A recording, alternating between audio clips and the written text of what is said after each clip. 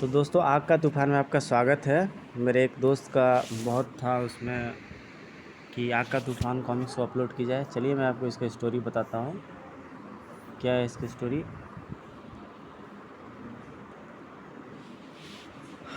Manoj comics के पिछले अंकों में देश के गद्दार, हवा के बेटे, बम के गोले और तिरंगा नहीं झुके में पड़ चुके हैं।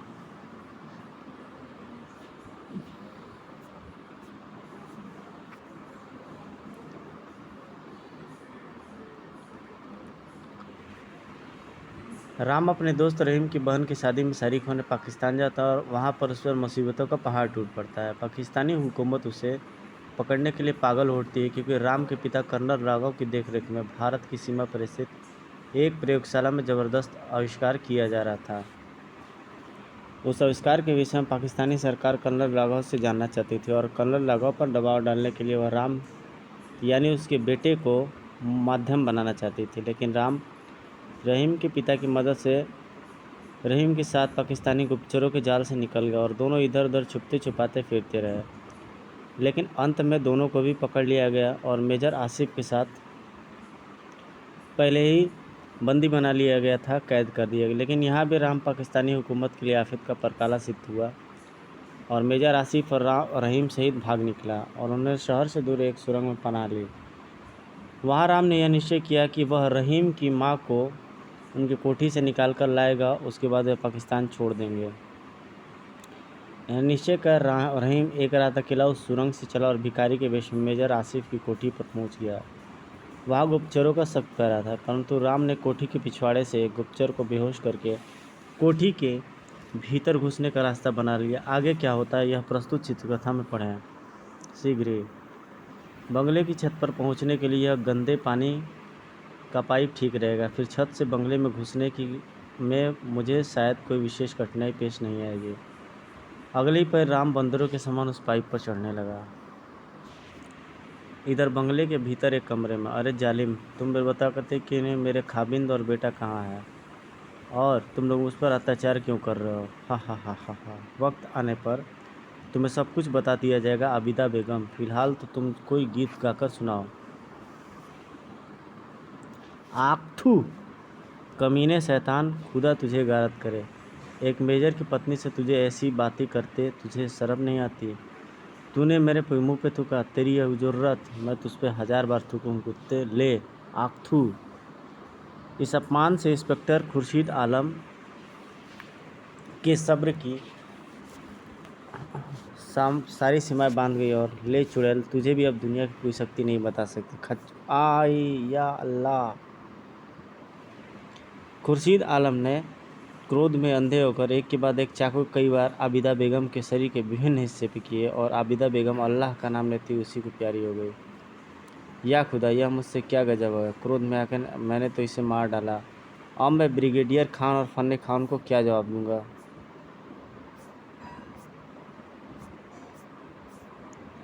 तभी एक विचार इंस्पेक्टर के दिमाग में पड़ा, क्यों न मैं ऐसे प्रमाण मिटा दूं जिससे साबित हो कि खून मेरे हाथ हुआ है। यह खून किसी और के दूसरे हाथ तो मढ़ा जा सकता है। हाँ, मैं ऐसा ही करता हूँ। सोचकर खुर्शीद कमरे से बाहर अटैच्ड बाथरूम में चाकू धोने घुस गया। ठीक तभी राम धीरे से दरवाज़ा खोलकर भीतर प्रविष्ट हुआ, लेकिन भीतर का देखते हुए, हे ईश्वर, नहीं आंटी। अगले ही पल, आह आंटी, यह तुम्हें क्या हो गया? किस बेरहम ने तुम्हारी हालत की? बोलो आंटी बोलो, कौन है वह शैतान? मैं उसकी बोटी बोटी नोच डालूंगा। राम के रोने की आवाज़ सुनकर इंस्पेक्टर खुर्शीद आलम तुरंत बाथरूम से निकला। कौन हो तुम और तुम्हें यहाँ किसने आने दिया? तो यह है आंटी का कातिल। कुत्ते, मैं तेरे प्रश्न का उत्तर बाद में दूंगा, पहले तू बता, तुझने इस औरत का कत्ल किसने किया है? मैं क्या जानूँ? लेकिन तुम्हें इससे क्या मतलब? क्या लगती है तुम्हारे? राम क्रोध में पागल हो उठा। यह मेरी माँ लगती थी कुत्ते। तो तू नहीं जानता कि तूने किसको मारा, जबकि तेरे हाथ में थमा रक्त रंजित चाकू चीख चीख कर मुझे बता रहा है कि यह खून इससे हुआ है और इस तुमने किया है। तुझे मैं जिंदा नहीं छोड़ूंगा हरामजादे। और इससे पहले कि खुर्शीद आलम संभल पाता, राम बिजली सी फुर्ती के साथ अपने वस्त्रों में छिपी रिवाल्वर निकाला और धाएं धाएं धाएं आई। उसने अपना पूरा रिवाल्वर इंस्पेक्टर पर खाली कर दिया। यह शैतान तो ख़त्म हो गया। लेकिन मैं रहीम को उसके डैडी को क्या जवाब दूंगा। हे ईश्वर तू मुझे कोई रास्ता सुझा। तभी ठक ठक ठक, ओह कोई आ रहा है, तो तुझे यहाँ से तुरंत निकल जाना चाहिए अगले ही पल।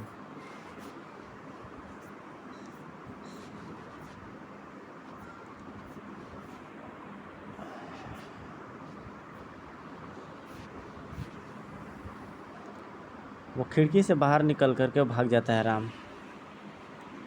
उसने जीप तक पहुंचने में ज़्यादा देर नहीं लगे और रहीम और उसके डैडी आंटी की मौत का सदमा शायद बर्दाश्त कर पाए। अब तो उन्हें एक दिलासा देने का एक ही उपाय है कि किसी तरह उनकी बेटी और दामाद को सुरक्षित उन तक पहुंचाया जाए। इधर मेजर आसिफ के बंगले की निगरानी करने वालों में से 3 खुफिया जासूस फायरों की आवाज़ सुनते दौड़े आए जहां आबिदा बेगम कैद थी, लेकिन वहां पहुंचते ही उनके पैरों तले ज़मीन खिंच गई। या खुदा, इंस्पेक्टर खुर्शीद आलम का खून कर दिएगा और आबिदा का भी मृत है। कौन सा कर सकता है ये खून? कुछ कहा नहीं जा सकता, लेकिन इस घटना की खबर चीफ को तुरंत करनी चाहिए। ठीक कहते हो, आओ पहले फ़ोन ही कराएं। तीनों तुरंत पास वाले कमरे पहुंचे जहां फ़ोन रखा था। और कौन कर सकता है इंस्पेक्टर खुर्शीद आलम का कत्ल? कौन आया होगा इतनी सख्त निगरानी के बावजूद भी भीतर?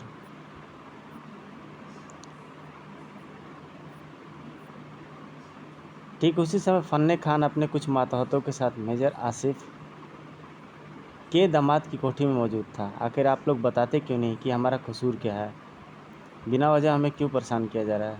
कहा ना समय आने पर तुम्हें सब कुछ बता दिया जाएगा। ट्रेन ट्रेन ट्रेन, ठहरो मैं देखता हूँ। सर मैं नंबर 09 बोल रहा हूँ। इंस्पेक्टर खुर्शीद आलम और मेजर आसिफ की पत्नी का किसी ने खून कर दिया है। क्या बकते हो?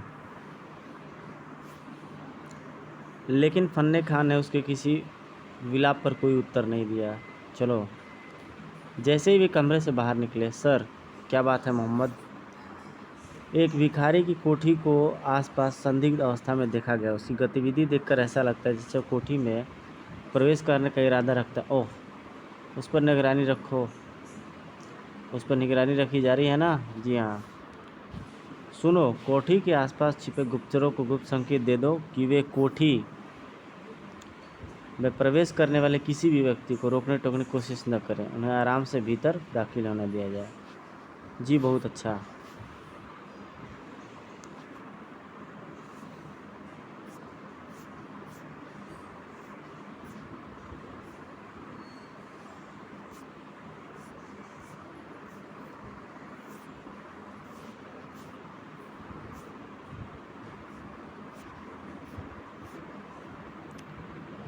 उस व्यक्ति के जाने के बाद तुम सब यहीं आसपास छिप जाए। यदि मैं गलत नहीं सोच रहा तो आने वाला जरूर मेजर या राम रहीम में से कोई एक होगा।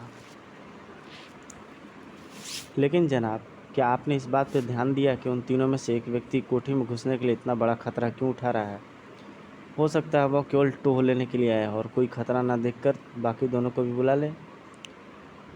अब तुम दोनों इस समय नष्ट न करो और छिप कर उन तीनों में से एक को भी पकड़ में आ गया तो बाकी दोनों को धर दबोचने में हमें ज़्यादा समय नहीं लगेगा।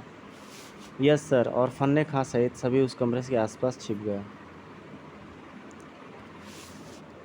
उसी रात के घरे अहंकार को चीरता हुआ उल्लू का स्वर उभरा, जो कूं कूं।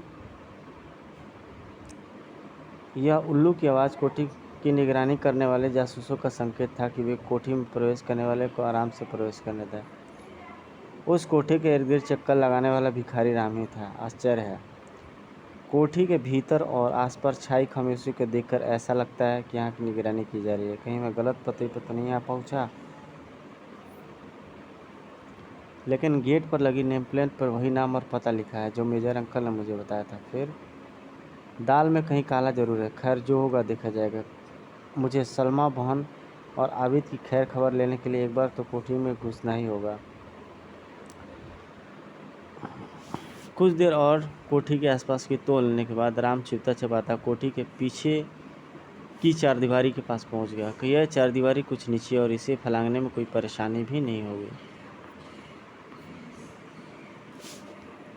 जैसे ही राम चारदीवारी पर चढ़ा, उल्लू की करसर खसवास चारों ओर सतासी में बजा। कूं कूं कूं कूं कूं। ओफ, मनहूस पक्षी को भी इसी समय शोर मचाना था। शीघ्र ही राम चारदीवारी फांदकर भीतर लाल पहुंच गया। एक कमरे को छोड़कर किसी में भी प्रकाश नहीं। शायद सलमा बहन उसी कमरे में होगी, परंतु इतनी रात गए वह सोए क्यों नहीं।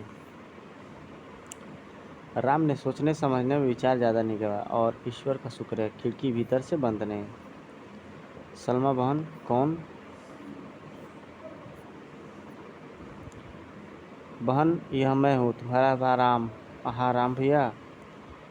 राम को पहचान कर सलमा का चेहरा पल भर के लिए तो चमका, लेकिन फिर बुझ गया।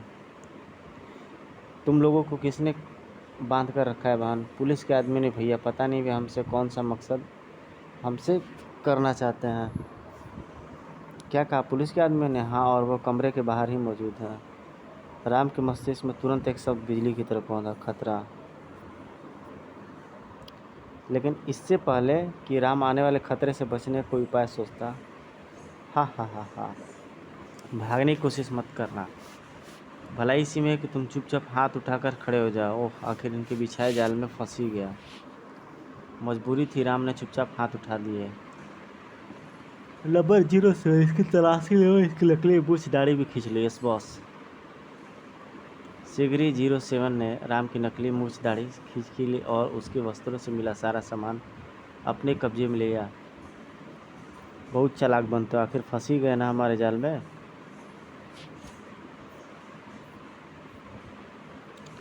मैं पूछता हूँ कि आखिर यह सब क्या चक्कर है। चक्कर सिर्फ इतना है छोकरे,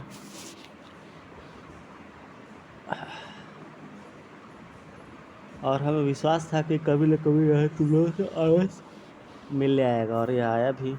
लेकिन आप लोग इसे क्यों पकड़ना चाहते थे। क्या बिगाड़ा है मेरे भैया ने आप लोगों का। यह सब कुछ जानकर तुम्हें कोई फ़ायदा नहीं पहुँचेगा बच्ची, क्योंकि तुम दोनों पति पत्नी खुदा को प्यारे होने वाले हो। तुम दोनों अब हमारे किसी काम के नहीं है, इसलिए अब इस देश की पाक ज़मीन पर तुम दोनों का रहना बेकार है। और कहने के साथ ही धाए धाए धाए, उफ नहीं। अरे शैतान की औलाद, तुझे तो राम चाहिए था, फिर इन मासूमों को क्यों मार डाला। क्या बिगाड़ा था इन्होंने तुम्हारा। मैं सांप के बच्चों को जिंदा रखने का आदी नहीं हूँ छोकरे। यदि तू भी मरना चाहता है तो चुपचाप ये बता दे कि मेजर आसिफ और उसका लड़का कहाँ छिपे हैं। ठीक है तो सुन। कहने के साथ ही राम ने अप्रत्याशित रूप से फन्ने खान पर छलांग लगा दी। धड़ाक। आ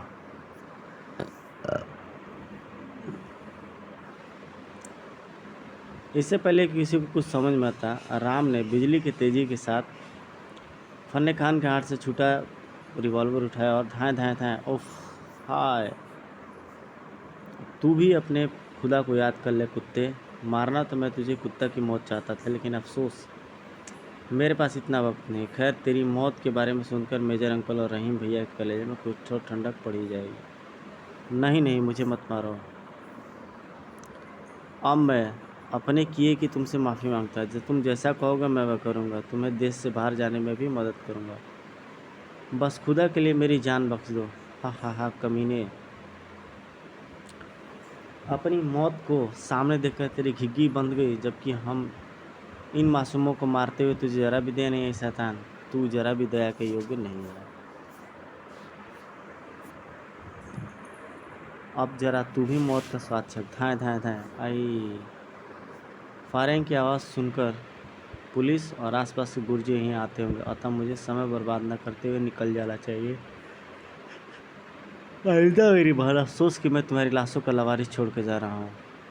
फिर राम जैसे ही आया था वैसे वापस हो लिया। जब तक कोठी के भीतर बाहर निगरानी कर रही पुलिस फोर्स एक्शन में आती, पूरा माजरा जानकर उसमें खलबली मचती। राम ने जीप पे पहुंचकर उसे पूरी गति से सुरंग की दिशा में दौड़ा दिया। क्या सोच कर आया था और क्या मन में लेकर जा रहा हूँ। जब मेजर अंकल को उसके परिजनों को मृत्यु खबर दूंगा तो भगवान जाने उस पर क्या बीतेगी।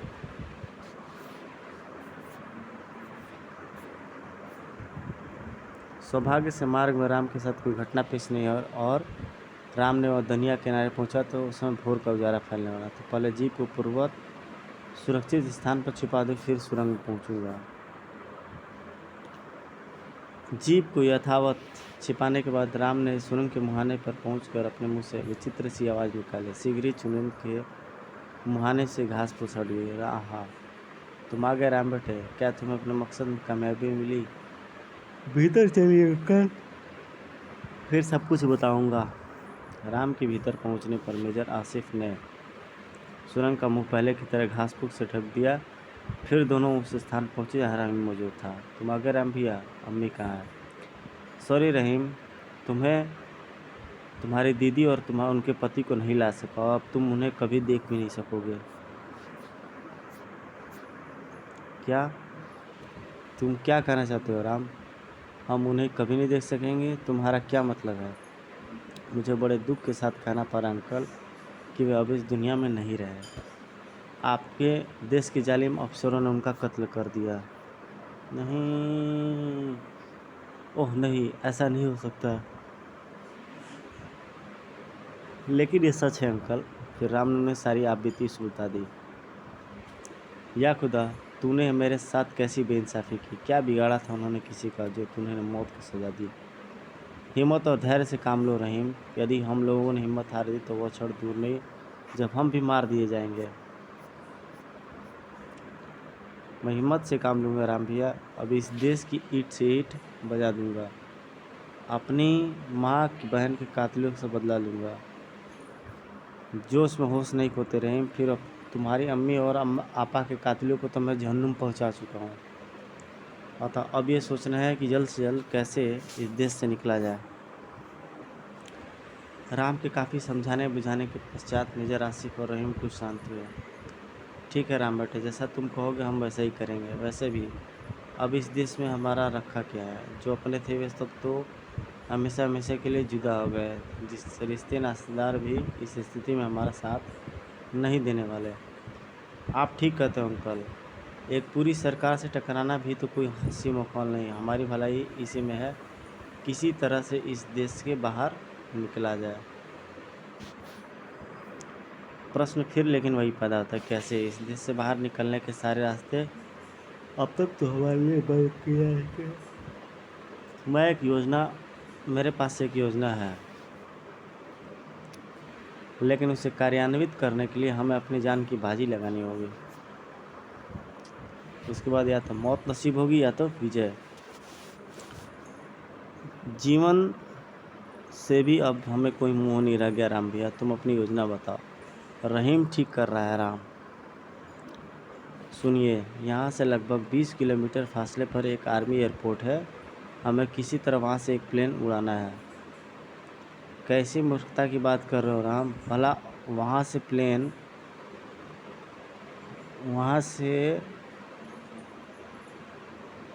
कैसे उड़ाया जा सकता? जानते नहीं वहाँ पास में सैनिक छावनी है जो इस एयरपोर्ट की सुरक्षा के लिए बनाई गई है।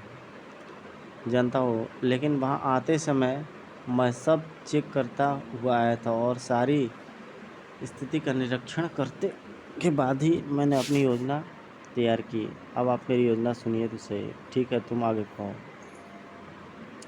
यह तो आप जानते हैं कि हमारी खोज शहर आसपास के इलाकों चप्पे चप्पे पर हो रही होगी। इस देश से निकलने वाले तमाम आम मार्गों की नाकेबंदी भी की जा चुकी होंगी। लेकिन यह सोच भी नहीं पाएगा कि हम इस देश से निकल भागने के लिए आर्मी एयरपोर्ट का रुख कर सकते हैं। इसलिए वहाँ की सुरक्षा व्यवस्था पहले जैसी व्यवस्था होगी। अब सुनिए मेरी योजना। फिर राम उन्हें अपनी योजना समझाने लगा।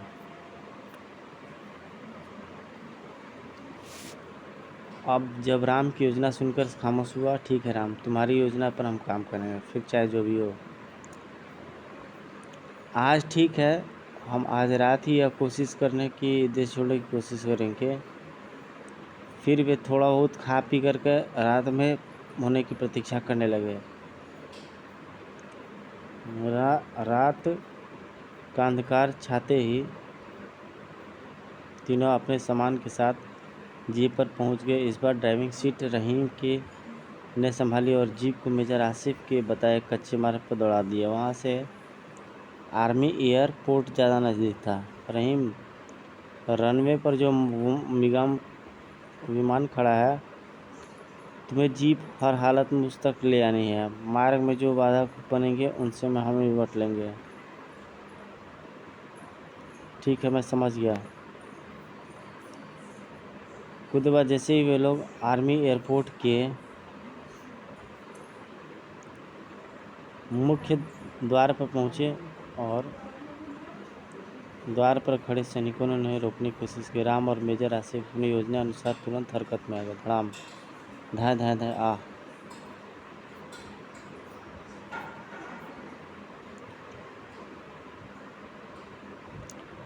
रहीम बैरियर को तोड़ता हुआ जीप के भीतर लेते चला गया। राम, धाय धाय धाय आ।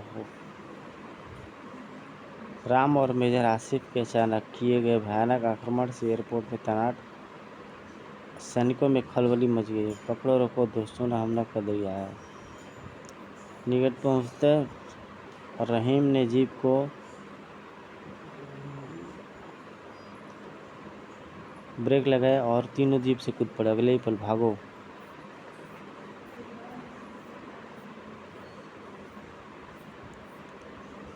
लेकिन दुर्भाग्य इन मौके पर उनके सामने खड़ा हुआ। पता नहीं कहाँ से दो सशस्त्र सैनिक निकले और धाए धाए उफ आई। फायरिंग की आवाज़ और मेजर आसिफ की चीख सुनकर राम रहीम बिजली की सी फुर्ती के साथ पलटे और सारा माजरा समझने ही राम ने एक पल में नहीं कहा। धाय धाय धाय उफ। पलक झपकते ही दोनों सैनिकों की लाश बिछ गई। डैडी रुक जाओ रहीम, यह भावनाओं बहाने का समय नहीं है। रहीम ने न रुकते हुए राम को एक लंबी छलांग लगाई और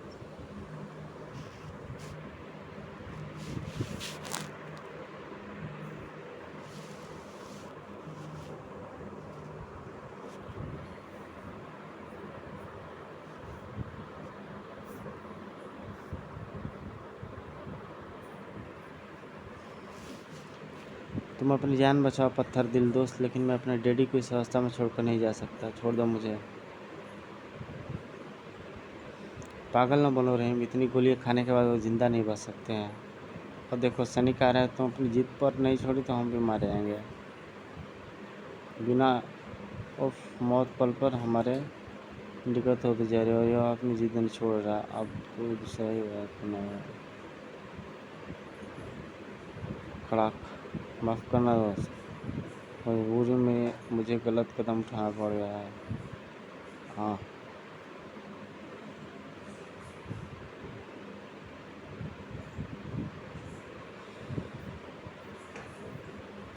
और धाय धाय धाय धाय तड़ तड़। लेकिन राम रहीम साथ सकुलर विमान के कॉकपिट में पहुंच गया। राम ने विमान को स्टार्ट करने में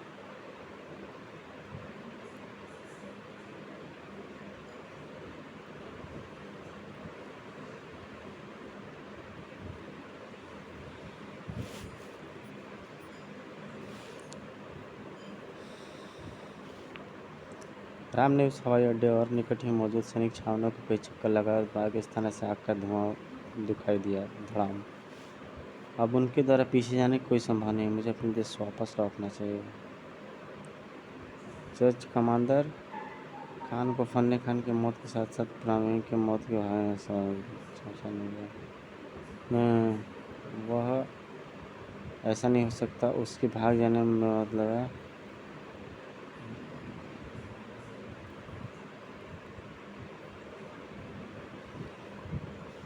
उस मौत से अच्छा है कि मैं स्वयं आत्महत्या कर लूं। अगले पल धाया। कुछ देर बाद राम का जहाज जैसे ही भारत में सीमा में प्रविष्ट हुआ। हेलो, तुम कोई जो भी हो, तुरंत अपने दाल को दाई स्थिति एयरपोर्ट पर उतारो वरना तुम्हारे यान को नष्ट कर दिया जाएगा। भाई दुश्मन ही दोस्त हूँ। मैं आपके विमान नष्ट लैंड करवाने जा रहा हूँ, लेकिन अब कोई चालाकी दिखाने की कोशिश करना मत, वरना विमान के साथ साथ जान से भी हाथ बैठोगे।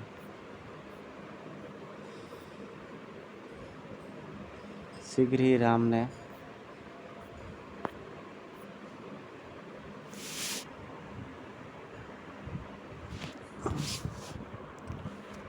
अपने विमान को सीमा पर लगी एक छोटी सी हवाई पट्टी पर उतार दिया। बाहर आ जाओ।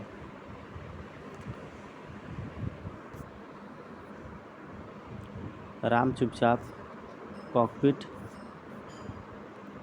का द्वार खोलकर विमान के साथ उतर गया और एक बालक को पायलट के रूप में देखकर भारतीय सैनिक आश्चर्यचकित हो गए। कौन हो तुम? पाकिस्तानी विमान में हमारी सीमा में आने की जरूरत कैसे की?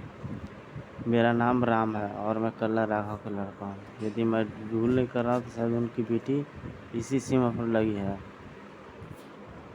राम का परिचय देकर सैनिक अधिकारी चौंक उठा। क्या कहा? तुम कर्नल विशाल राघव के लड़के हो? हाँ, आपको विश्वास न हो तो मुझे उनके पास ले चलिए, बाकी बातें मैं उन्हें ही बता दूंगा। लेकिन हमारे साथ ध्यान रहे, किसी भी किस्म की चालाकी दिखाना तुम्हारे हानिकारक होगा।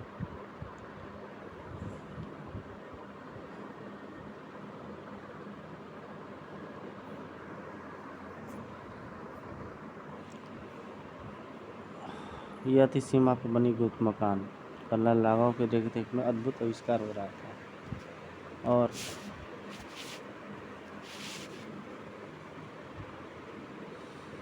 जो अभेद दीवार की तरह काम करे और ऐसा आविष्कार पूरा हो चुका था। इसे बारे में मतलब उसके फार्मूला को मानने के लिए पाकिस्तानी हुकूमत की नींद हराम हो गई थी। आप कहाँ तक पूछे प्रोफेसर भार्गव? गैस तैयार हो चुकी है कर्नल, बस परीक्षण करना है। और सामने अभी वही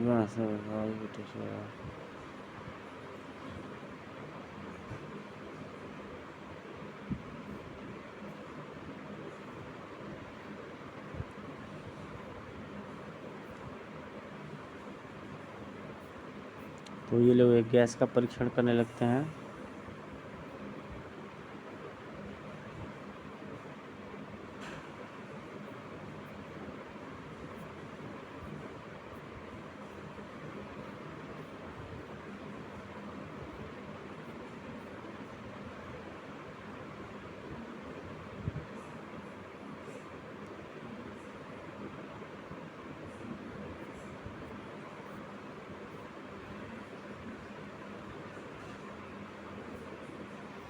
तो दोस्तों, आपको ये कमेंट्स कैसे लगे प्लीज़ लाइक, कमेंट, शेयर और सब्सक्राइब करके ज़रूर बताइएगा। अपने राय मुझे ज़रूर दीजिएगा। तब तक के लिए अलविदा।